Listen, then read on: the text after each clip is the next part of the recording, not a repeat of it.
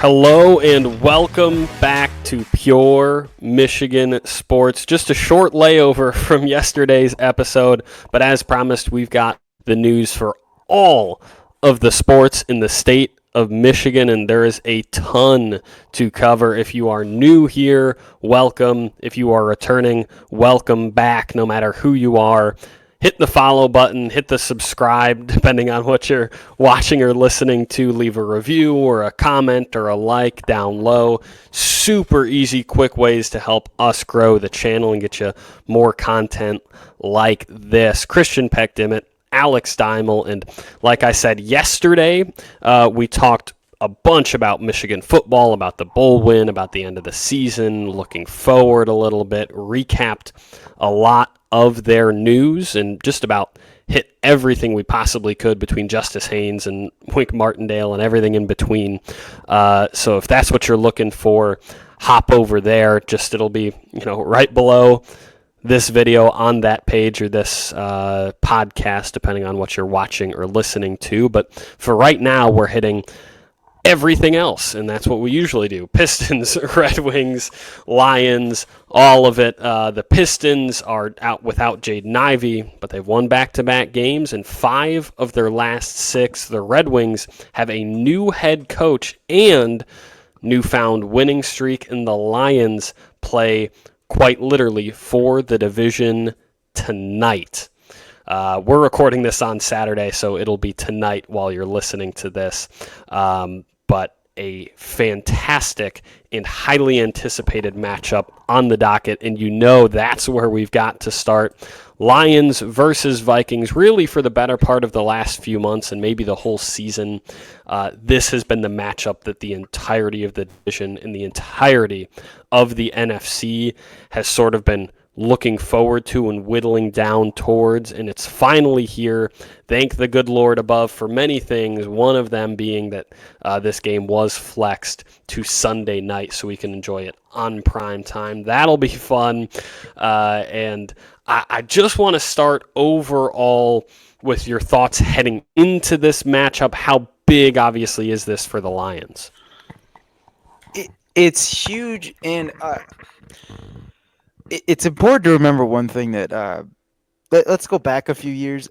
Lions fans would have, if this was happening 5-6 years ago, wouldn't have mattered whether we won the division or not. We were in the fucking playoffs, and that's all anybody wanted. Like, we were so grateful just to have that, and I think this coaching staff has done a great job of reminding us of where we were and how stupid it is to break down and get so concerned so quickly. I know Dan Campbell has mentioned it. I know Aaron Glenn has mentioned it. Like, how dumb it is to lose faith after one game or one loss. However, having a bye week, a week to rest and get ready for the playoffs with all of the injuries, as is obvious, is going to be huge. This also might be the highest point total I have ever seen in an NFL game at 56.5. By far. It's just the prowess of of the Lions offense and the prowess of the Vikings offense combined with the fact that unless you're living with your head under a rock, you know that Michigan has, I believe it's now down to 15 defensive players on IR. The fact that you can say down to 15 is incredible in and of itself, but a ton of defensive injuries. And you have to think this is going to end up being a who blinks first or a shootout type game, right? No, you disagree? It's either going to be one or the other, where it's going to be a blowout or it's going to be like overtime, like coming down to a game-winning field goal type of game. And I mean, I'm going to take Jake Bates over Will Shipley every day, or however the fuck you say his name. He's terrible. I hope I didn't just jinx him, but he's been god awful. He's going to go like 6 of 6 now against us. But yeah, yes. I might have just screwed us. But I do think special teams is going to be a factor. And as easy as it is to say, the prime time matchup is going to be like the matchup that everybody needs to worry about is how the Lions defense handles Minnesota's offense. I honestly think this is how can this offense play against this defense and how many points can they put up to save this defense. This is a team that we beat, what I think it was a 31-29 final earlier on in the regular season. We do have the advantage of being at Ford Field. Obviously, don't love that if you're a Lions fan this year, just because those are where our only two losses have come. But let's go back for a second to that 31-29 victory in Minnesota, where it was a lot of Jameer.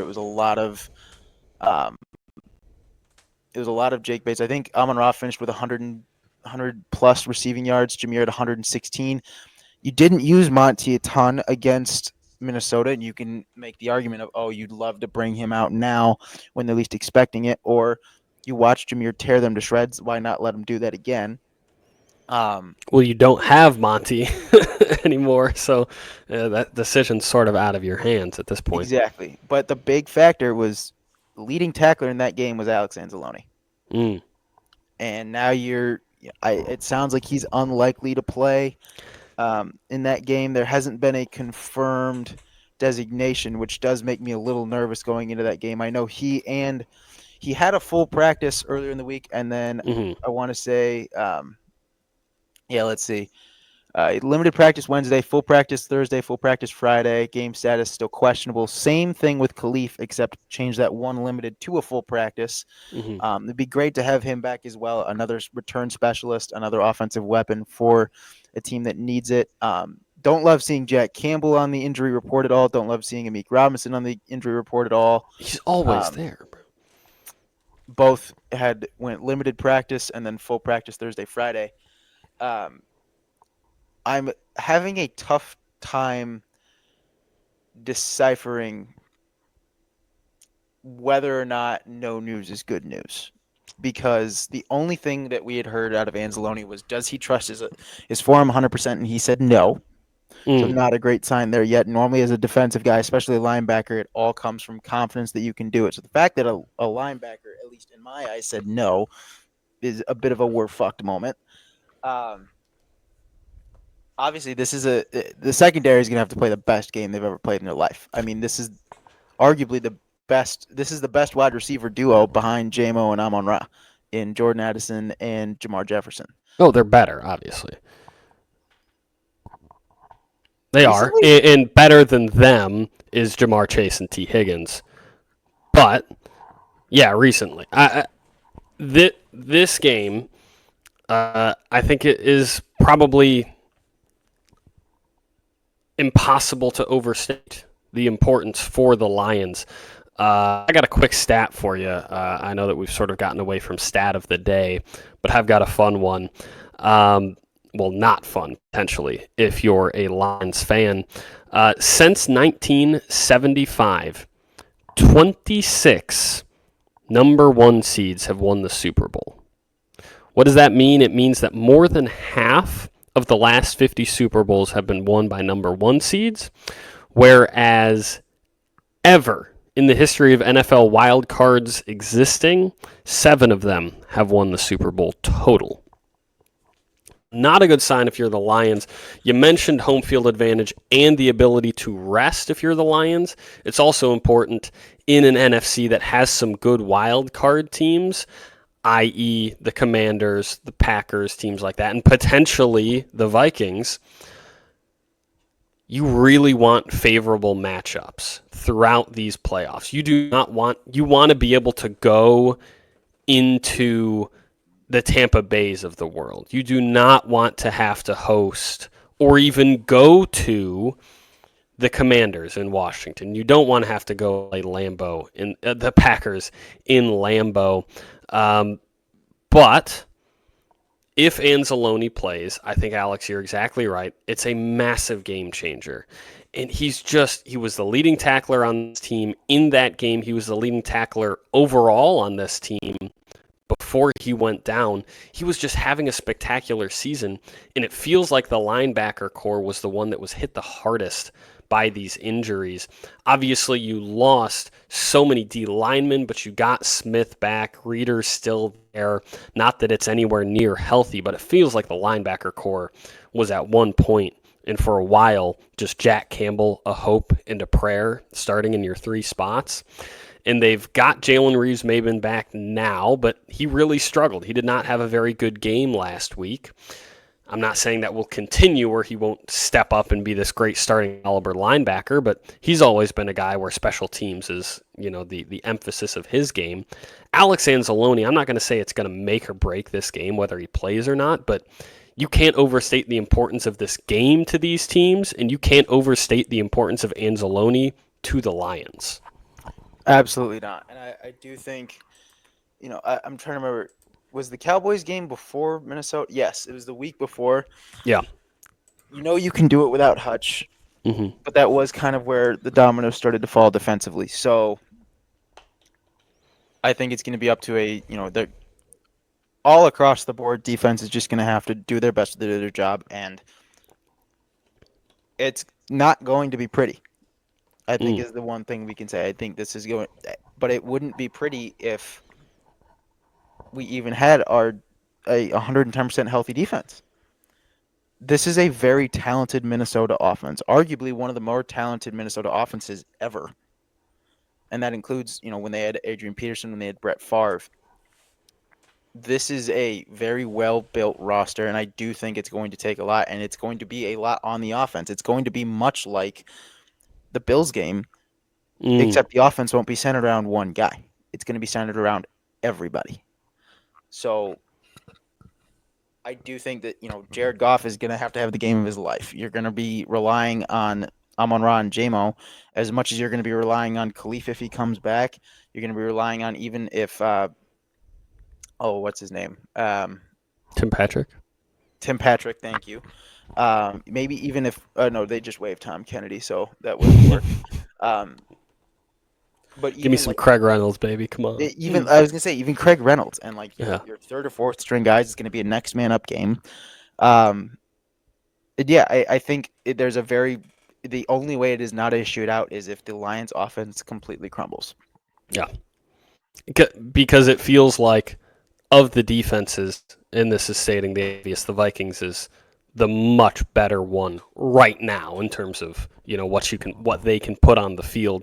Brian Flores has coached them very well. Their back end's been playing very solid, and those exotic blitzes, it's just so hard to tell who's coming, who's not when they blitz, which again is one of those sort of obvious things when you look at a defense, but it's so difficult even for the most cerebral of quarterbacks, i.e. Jared Goff, to figure it out. And honestly, the offensive line play in front of him will be key. We love the trenches on this podcast. That's the best O-line in football. They have damn near got to play like it. I'm not saying they haven't been, but they have to have a great game for the Lions, to be in this shootout with the Vikings. It'll be very, very important for them because it feels like it will just be offense versus offense and who can blink first, i.e. like the Bills game or like until those two late interceptions like the Niners game was. Overall, I think the spread is at 2.5 right now. 3. Where I saw it at. Is it 3? Yeah. All right. Let's say it stays right at 3. Are you taking spread? No, I'm taking money line. I think it was a 1-point game the first time. I think it'll be a very close one the next game. I still think 56.5 is crazy. That's 28 points each team. Yeah. It's all gearing up to be that type of game, and then watch Vegas just make most money ever in a single game, and both teams like 14-10 or something. Yeah. Yeah, that'd be crazy. Who knows? It'll be nuts. Yeah. It'll be absolutely insane. Before we slide over to all of our other sports, because we've got to hit a lot, give me one thing that you think when halftime or the third quarter rolls around that the Lions need to be doing well for this team to win. I.e., if I shoot you a text or a call, or if you're a Lions fan listening to this show and the end of the third quarter comes around and you look at this stat or you think about what the Lions are doing well, you go, all right, we've got it. JMO. Mm, I think he's got to ride what he's been doing. I think they need to, set up a few plays for him to get the deep ball and just take off, or even a few trick plays where all of a sudden the ball's in his hands and he's taking off. I think he could be kind of a under the radar X factor considering how well he's played the past few games. He also can't have any stupid penalties like we saw earlier in the season. Um, as much as I can appreciate like competitiveness and fire, he's got to keep it. I think any team now knows he's someone who it's very easy to get in the head of, um, and they're going to try to target him in that way. So I do think if he can explode the way he has the past few games, and I'm not saying that Amon Ra won't do his share. I mean, he put up 100+ receiving yards on them way back in October, but I do think this is a game where he's going to have to shine. I think Craig Reynolds could even have an impact to take some of the pressure off of Jameer. Um, But overall, I think if JMO clicks, I think the offense will soar. mm.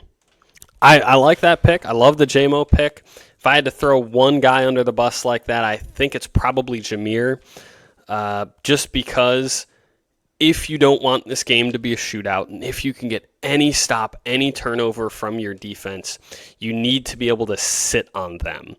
Because this is a game where you almost watch Michigan Wolverine football and you go, what did they do so well against Bama, against OSU?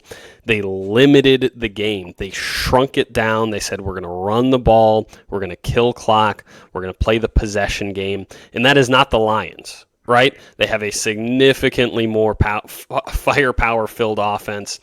But I think they have the offensive line, and with Gibbs, they have the potential to have their running game that if they can jump on the Vikings and get an early lead like the Vikings did to us back in October, they can sit on it and limit the Vikings' possessions, because in a game that is expected to be a shootout like this one, if you can frustrate the Vikings, if you can give them any fewer possessions than they want or than they expect, I think that's a big win if you're the Lions. But regardless, I think you're absolutely right. JMO's probably a massive key for this team as well. As long as we're riding importance in wins, where do you want to slide next? Quick pit stop at the Red Wings? Yeah, quick pit stop. Obviously, brand new coach Todd McClellan was an assistant under Babcock back in the day. I think he's won a cup or two as a coach. And the big mantra right now is just play fucking hockey. And that was his message from day one. Is what was told, and that now it's become the entire mantra. I mean, go into Columbus to start the new year, go up 3-1, let them tie it. Go up 4-3, let them tie it again, and then just a beautiful sequence where timing could not have been better. Jonathan Bergeron out of the box after a power play goes up another breakaway goal for him. I think that was his second in 2 games where he just all of a sudden found the puck, a breakaway, and went top shelf. This team's clicking. I think I do love seeing games where you're holding the Capitals to 2 goals, you're holding the Penguins to 2 goals. While also putting up a substantial amount offensively. Again, it's going to be a lot of ride or die on the offense right now, and they seem to be clicking so far so good, doing a lot better than they were a few weeks ago. That's a low bar under Lalonde, and it does seem like a coaching regime clearly is what was needed. So obviously everyone's pointing at the new coach right now, but with 3 straight wins, is there same sort of question as with the Lions? Is there anything you point to that, hey, just play fucking hockey, but we're doing this better. We're doing this better. We're scoring more. Obviously, 5-4-4. Penalties have been less, and it seems like we're at least, semi performing well as we can on the penalty kill, which was a huge weakness. But basically, as long as we can kind of shore up the penalties and take less dumb ones and stupid moments, obviously you kind of had a poor example of that when you let, and where everyone was freaking out was which Todd McClellan decided to challenge goaltender interference, which put us at put Columbus at a man advantage. We got I will say, a little bit lucky with the timing and the passing and everything in that. But I I can appreciate wanting to wipe a goal off the board that late in the game, and the risk reward there.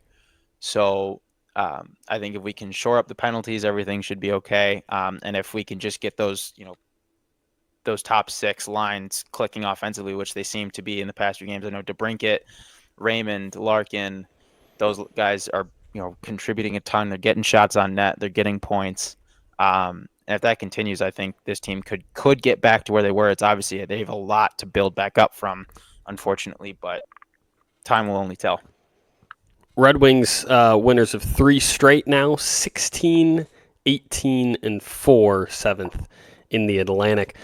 Speaking of teams that are cruising but are still below 500, pit stop now on the hardwood for the Pistons, who are 16 and 8 and have won 5 of their last 6 games. Oh, 16 and 18. I heard 16 and 18. I heard 16 and 8, and I was like, what? Maybe that's what I said. Sorry, but no, still below 500, but winners of 5 of their last 6 games. And believe it or not, they're actually, if the season ended right now, in the play-in in the East. They are slotted in at the 9th seed, and they're a half game back from the Pacers in the 8th. Pistons have been playing stellar ball, and I don't want to mix and muddy the negative right in with the positive, but they did lose Jaden Ivey, what is now 3 days ago in that game against Orlando, where he was actually balling. He was 8 of 11, had a game-high 22, ended up still being the high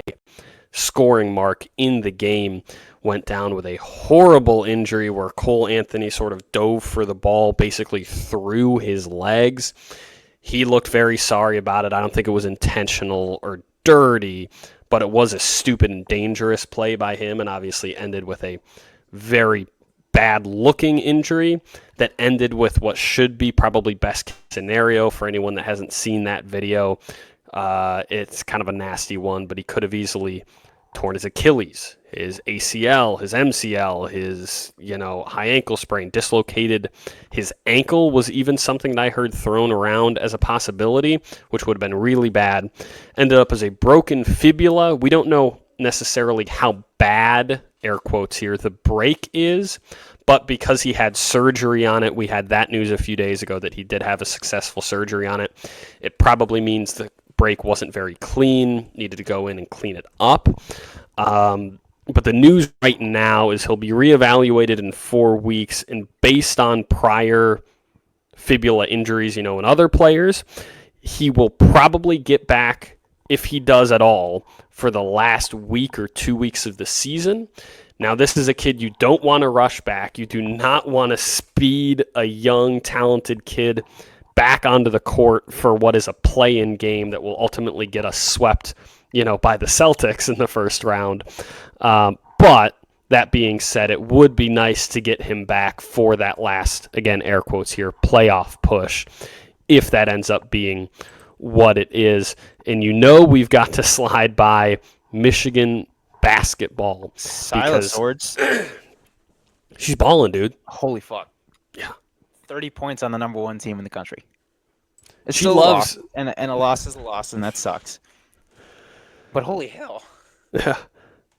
As a true freshman, she just loves hooping against number 1 teams. Opening game of the season, she had a stellar double-double against South Carolina, who was at the time number 1. And now UCLA, number 1. She drops 30 on them too. And it was her first game back from injury.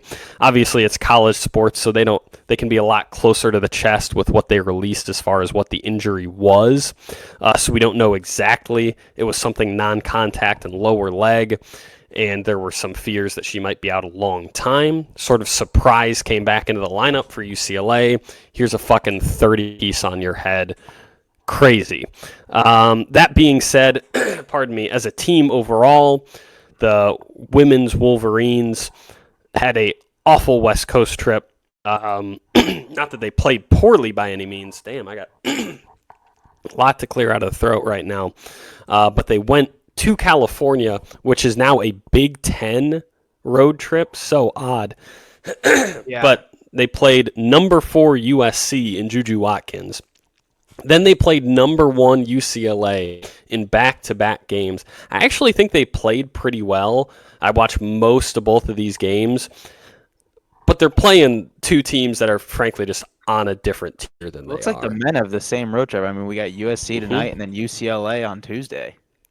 Yeah, they're making the trip just about a week afterwards, and that's not exactly easy either, dude. No, I mean USC obviously unranked, but 9-4. Michigan's favored by 6.5 right now. The opening spread was 5.5. If you hadn't missed the quick shift, we did shift to the men's side of the ball here. And then Tuesday facing number 15 UCLA, a team that's been a bit of a juggernaut the past few years. Beat Gonzaga, taking down Arizona, lost to looks like UNC, who's a very talented team, and unranked New Mexico. So those are their two losses. But again, this is college basketball. Anything can happen. Still sitting ranked at 15. I'd love to see Michigan back in the top 25 at some point soon. I think Danny Wolf is just too good to not be in there. But the turnovers. Yeah. Turnovers, if we're going to nitpick, we got to fix them. I do think because come March, you can't that those are going to be key. I think you'll really kind of know where this team is at, unfortunately, with if you're going to go based on how college basketball is in general and just how Michigan basketball has been the past few years, you will know this team's true peak come conference tournament time, where you're going to be seeing a lot of teams that you've already seen for another time, and you're also going to be fighting for a bid, hopefully not completely fighting for a bid, but in a way you're going to have to earn your bid there and earn, your seating there as well. So I do think it'll be interesting to see that down the line.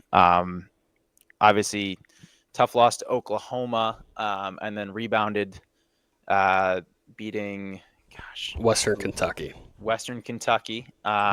So and then Purdue Fort Wayne and then Western Kentucky. So not top tier programs necessarily by any means, but I'd love to keep the wins going. Obviously, going into conference play is going to be huge. So we shall see. No, they're terrible. Obviously, both Purdue, Fort Wayne, and Western Kentucky, not great. Like they're good for lower tier programs, but they are exactly that on a different tier. So I'm not going to say that those games can be taken with anything more than a grain of salt. But it is nice after back-to-back losses to ranked teams. Arkansas wasn't ranked when we lost to them, but they are now, and obviously Oklahoma is very good and ranked. Good to get back on track with a couple wins heading into the meat, really, of the season, which is, as Alex mentioned, this Big Ten play where, it's tough, man. You added some great teams from California to an already packed and top-heavy and talented and deep conference.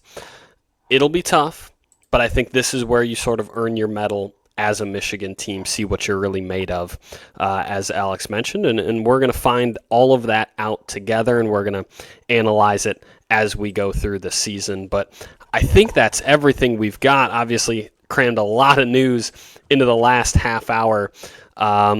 But this is your one-stop shop for just that. All of the sports news in the state of Michigan. Thanks for tuning in. Drop a follow so you can see us next time. Takes just 2 seconds, and it helps us grow the channel. Until next time, Alex Deimel, Christian Peck-Dimit. It's been Pure Michigan Sports.